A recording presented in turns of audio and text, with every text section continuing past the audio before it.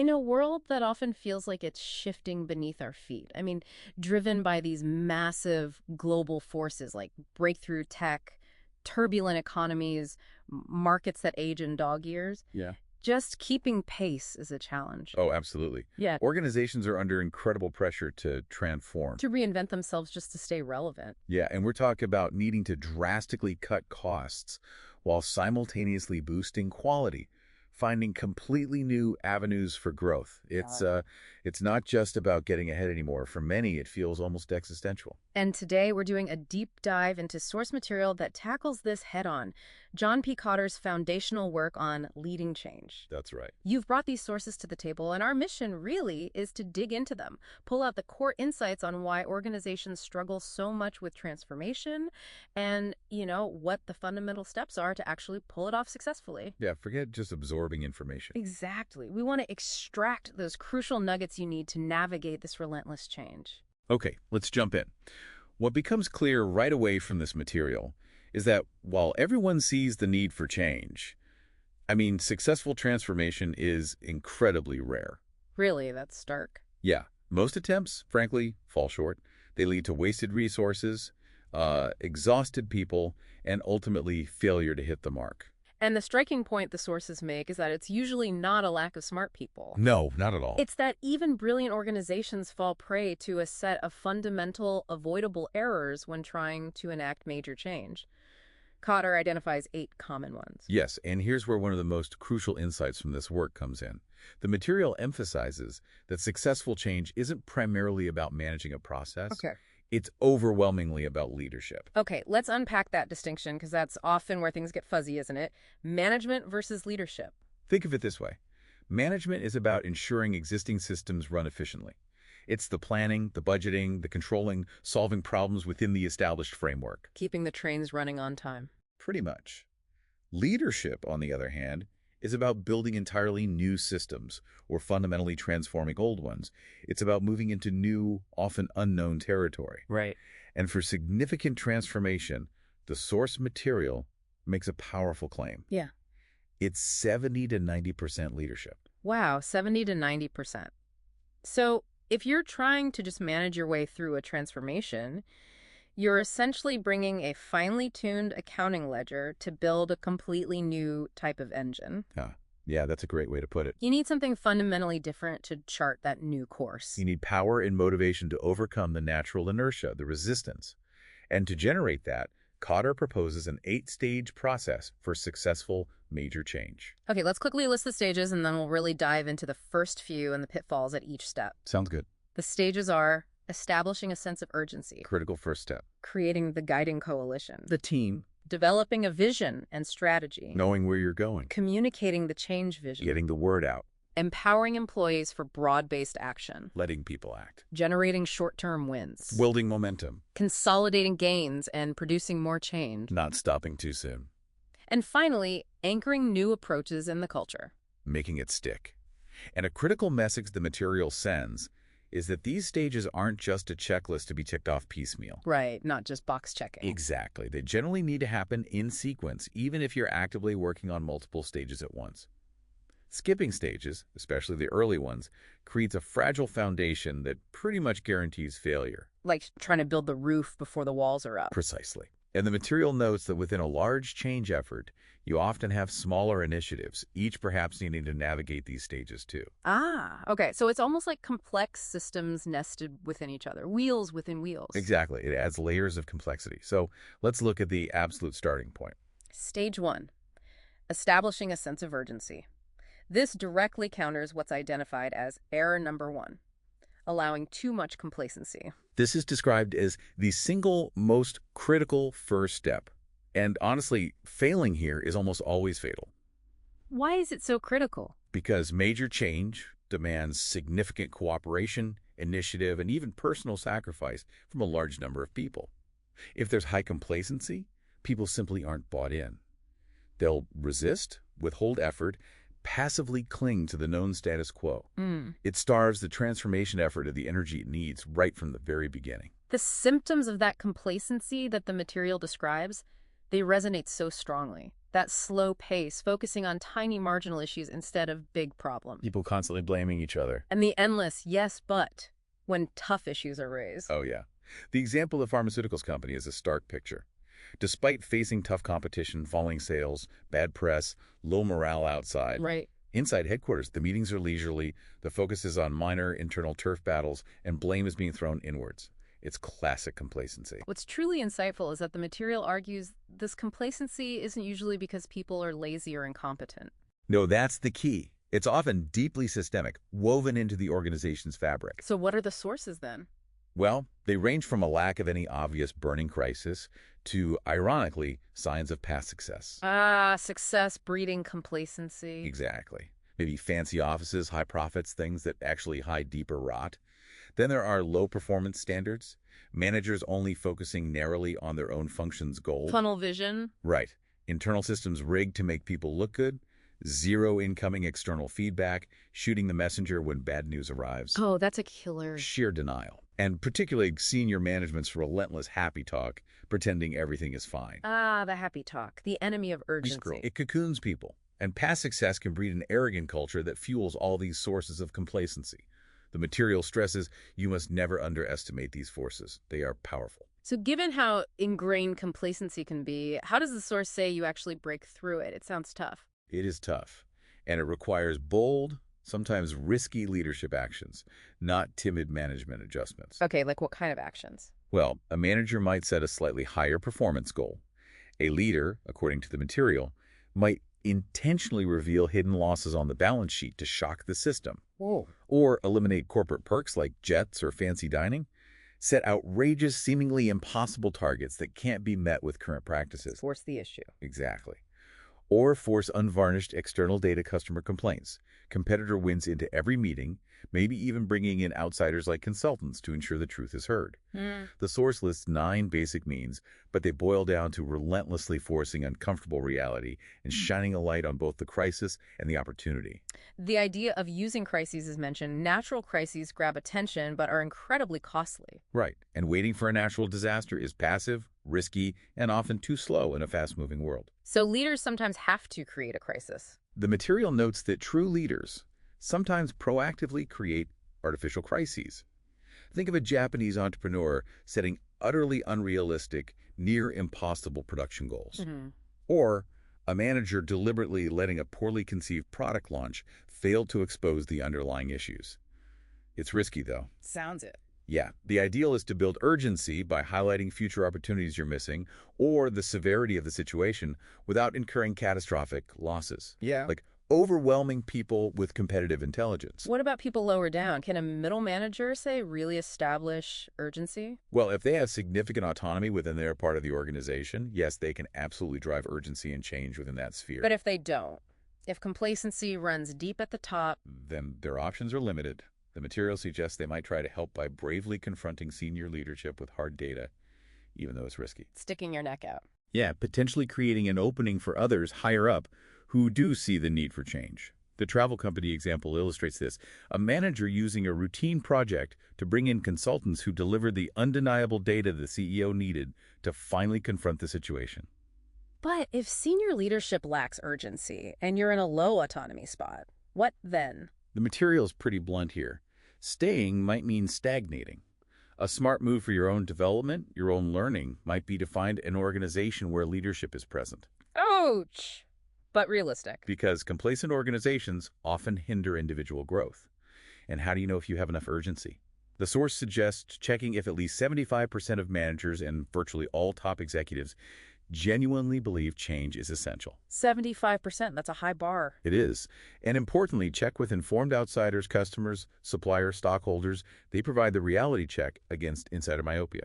Okay, that feels like a solid, if challenging, foundation. But if you manage to build that urgency, where does the energy get channeled? What's next? That leads us directly to stage 2, creating the guiding coalition. This addresses error number 2. Failing to build a sufficiently powerful coalition to steer the effort. Right. The sources make a strong case that a single charismatic leader, even the CEO, isn't enough for major change. Absolutely not. Major transformation is too complex, too difficult, faces too much deeply entrenched inertia for one person to overcome. It just doesn't work. And relying on weak committees doesn't work either, right? No, definitely not. The material gives examples like King Henry, the CEO, trying to single-handedly dictate decisions, or a task force filled with staff people like HR, quality but lacking powerful line managers. Why do those fail? They fail because they simply don't have the clout or the cross-functional perspective needed to drive change at the required speed in today's world. They can't keep up. So why is a team so essential in this environment? Because modern change moves too fast for individuals acting alone or sequentially. Teams just process complex information much faster. Makes sense. And crucially, when a team of powerful people, people with real authority, expertise, and credibility collectively makes a decision, implementation accelerates dramatically. Why is that? Because the key power players are genuinely informed and committed. They bought into it. The material acknowledges that using teams effectively for decision-making isn't always natural in hierarchical cultures, but skipping this step is often fatal. Okay, so what makes an effective guiding coalition? What does this team need? What are the ingredients? Kotter's work highlights 4 key characteristics. First, position power. You need enough key line managers with real clout to ensure decisions stick and resistance can't easily block things. Got it. Authority. Second, expertise. You need diverse viewpoints representing different parts of the business to make informed decisions, not just one perspective. Makes sense. Third. Third, credibility. The people on the team need good reputations. When they speak, others listen and take it seriously. They have to be respected. Okay. And fourth, you mentioned this was critical earlier. Yes. Fourth, and arguably most crucial, leadership. There's that critical distinction again. Leadership isn't just about titles or management skill. Exactly. The coalition needs a blend of management skills, sure, to keep the process organized. But the driving force must be leadership, that ability to guide people into new territory, inspire commitment, and empower action. And the source said, what, 70–90% leadership? That's the claim. 70–90% of what the coalition needs is leadership. A team of brilliant managers will get stuck in planning and controlling. They'll under-communicate and fail to empower. So how do you get that leadership onto the team? Well, it can involve identifying and promoting internal leaders, maybe bringing in outside talent, or helping existing managers develop these leadership skills. Of what kind of people should you absolutely avoid putting on this core team? Are there warning signs? Oh, definitely. The material specifically warns against 2 types. Individuals with massive egos that leave no room for others to contribute meaningfully. The solo artists. Right. And what it calls snakes. People who sow mistrust and undermine collaboration. Even if these individuals are intelligent or historically productive, they can utterly destroy the teamwork and trust essential for the coalition. And what do you do if someone like that is already a key player? That's the tough part. The difficult reality, acknowledged in the material, is that sometimes for central players with these traits who resist change, a negotiated departure might be necessary. Wow, really? That's serious. It can be. And what about someone who's powerful but just hesitant or skeptical, like the example of Jerry, the CFO in the source? Yeah, the reluctant player. That's a significant challenge. They're often resistant due to a lack of perceived urgency or maybe commitment to the change vision. And while it's tempting to just work around them, Which seems easier. it does. But if they're central to the organization, their passive or active resistance can cripple the effort.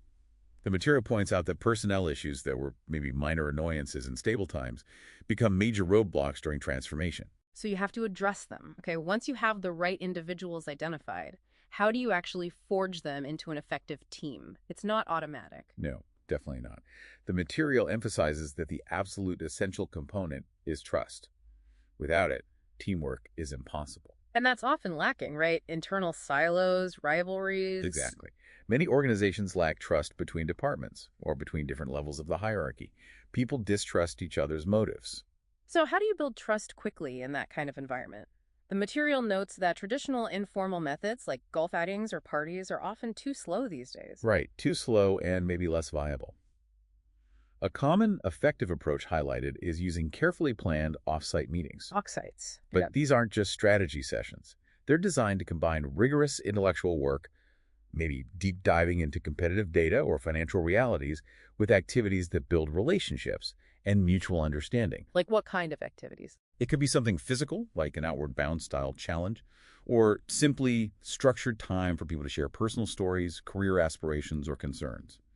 The goal is to build respect, understanding, and ultimately that crucial trust. The example of Division President Sam Johnson using these offsites, followed by consistent action back in the office, illustrates how it works, doesn't it? It does, and it's the genuine belief in the need for the team, more than just meeting facilitation skills. That's key. And beyond trust, what else binds this group? What keeps them focused? A common goal, a deep, shared commitment, not just to their individual areas or their own careers, but to the overall excellence of the organization. Moving beyond turf wars. Exactly. Trust allows them to look beyond narrow parochial interests.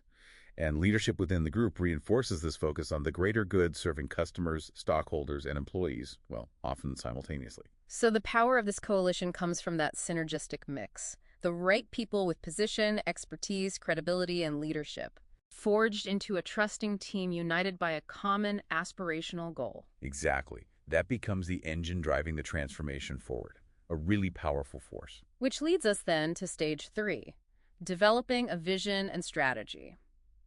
This counters what's identified as error number 3, underestimating the sheer power of a clear vision. Yes. And the material uses a really insightful analogy here. Imagine trying to get a large group of people out of a sudden downpour. Okay. You could stand there barking individual orders. You walk 3 paces left, you move forward 5 feet. Oh. Or give them incredibly detailed instructions on exactly how to get somewhere. Micromanagement, basically. Right. Confusing and slow. Contrast that with simply saying, it's going to rain hard, let's all head for shelter under that big apple tree over there. The apple tree approach, simple, intuitive, aligns everyone's actions instantly without micromanagement. Precisely. That's the power of vision. The source identifies 3 absolutely critical purposes a good vision serves during change.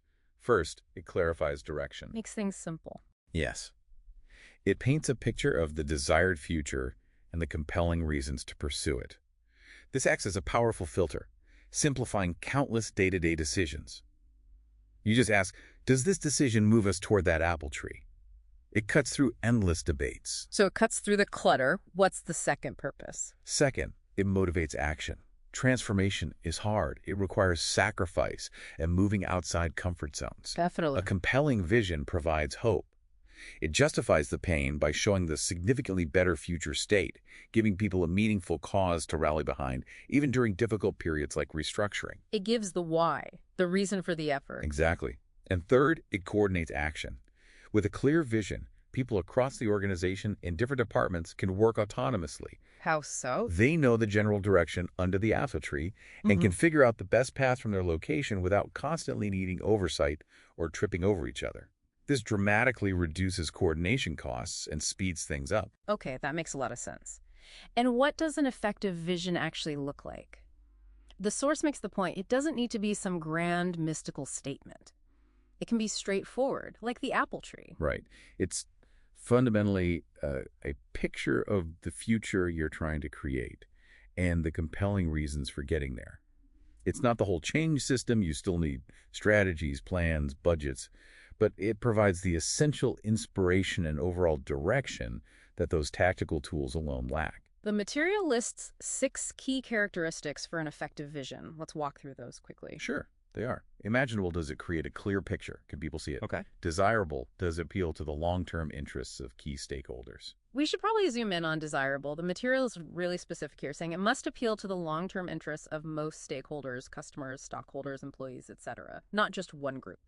This is a crucial nuance, and where many visions fall short, honestly.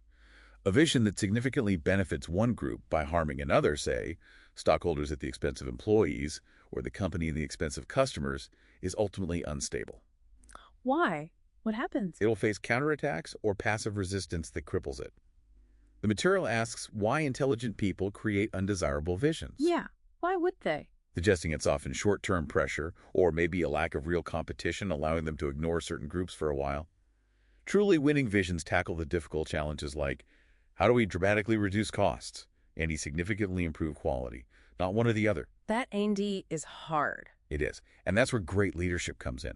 Okay, third characteristic. Feasible. Is it realistic but challenging? So it has to feel achievable but also push the organization. Exactly. It needs to be grounded in reality. Understanding the organization's current state and the market dynamics, which is where the strategy comes in, detailing the logic of how it's feasible. But it must also be ambitious enough to force people to think differently, to stretch resources and capabilities. An impossible goal isn't credible and won't motivate anyone. Okay. Then focused and flexible. Those might seem contradictory. How is it both clear and adaptable? Well, focus means it's sharp enough to tell you what kind of activities are in scope and, just as importantly, what's out of bounds. We want to be the best at X is focused. Got it. But flexible means it's not a rigid step-by-step instruction manual. It allows individuals and teams to figure out their specific path toward that vision, adapting as conditions change. A rigid plan quickly becomes obsolete. Right. The world changes too fast. And the last one, communicable. The 5-minute rule. Absolutely. This one's critical. If you can't explain the vision in about 5 minutes and get someone interested and roughly understand it, it's probably too complicated or not clear enough. Keep it simple. Simplicity is essential for getting a large organization aligned. The source gives examples of ineffective visions focusing only on a financial metric like 15% EPS, or creating a massive binder no one reads. Ah, the vision binder. Yeah. Or using vague, generic value statements. Contrast those with effective ones like the insurance company aiming to be the world leader across several specific dimensions, or a department re-engineering effort with clear targets for cost reduction and speed. Those examples really highlight how a good vision provides that compelling guiding picture that simple goals or strategies alone just can't. It provides the energy and alignment. Precisely. It's the inspiration that makes the hard work of change worthwhile and, well, possible. Okay, we've taken a pretty deep dive into the foundational elements of Kotter's work on leading change today. We've seen the core challenge of transformation in today's environment, Which is huge. understood the critical difference between managing change and leading it, and explored the absolutely essential first 3 stages: establishing urgency, Getting people off the dime. building a powerful coalition, The right team with trust. and crafting a compelling vision and strategy. We've also highlighted how common fundamental errors at these early stages can doom an effort before it even gets momentum. Yeah, fail early, fail often, Yeah. unfortunately. And the central thread running through these first steps is the need to inject genuine leadership into organizations often optimized for stability and, predictable operations. Yeah. It's about creating the conditions and the force required to move through inertia. So as you reflect on this, maybe think about your own context, your team, your organization, or perhaps a project you're involved with. How much of what you observe feels like an attempt to manage change, focusing primarily on plans, processes, and controls, versus truly leading change, actively building urgency, empowering a diverse, powerful team, and articulating a future that genuinely inspires? What does that observation tell you about the likely success and energy of that change effort moving forward? It's a powerful quotient to keep in mind as you continue navigating this fast-changing world, something to chew on. Thanks for listening. Visit our library and subscribe below for more book summaries. This has been a Sprint Reads production.